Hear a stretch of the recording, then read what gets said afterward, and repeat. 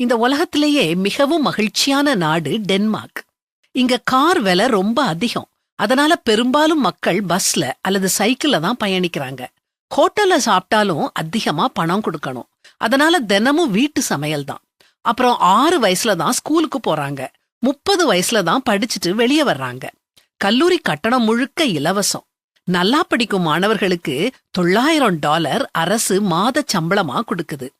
Paint அடிக்கும் வேலைக்கும் இருதய மருத்துவ நிபுணர் வேலைக்கும் சம்பளம் ஒண்ணுதான். அதனால விருப்பப்பட்ட வேலைக்கு போகலாம். எல்லாருக்குமே வாரத்துக்கு 35 மணி நேரம் வேலை தான். வெள்ளிக்கிழமை மத்தியானம் வீட்டுக்கு வந்துடலாம்.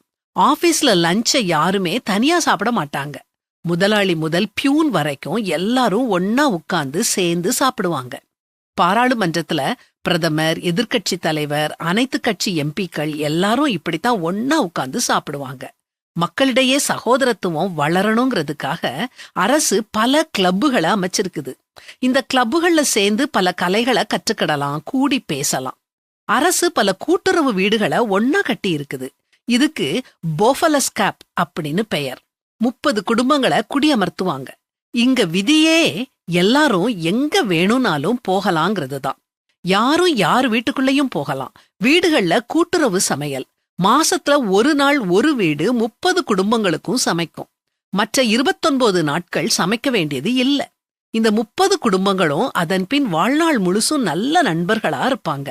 பணம், ஆடம்பரம் ஆகியவற்றை பொருட்படுத்தாத நாடு டென்மார்க். இத பற்றி கேள்விப்பட்ட உடனே எனக்கு இந்த சங்கீதம் தான் ஞாபகத்துக்கு வருது. இதோ சகோதரர் ஒருமித்து வாசம் பண்ணுகிறது எத்தனை நன்மையும் எத்தனை இன்பமும் ஆனது. எர்மோன் மேலும் சீயோன் பர்வதங்கள் மேலும் இறங்கும் பனிக்கும் ஒப்பாயிருக்கிறது. அங்கே கர்த்தர் என்றென்றைக்கும் ஆசீர்வாதத்தையும் ஜீவனையும் கட்டளையிடுகிறார்.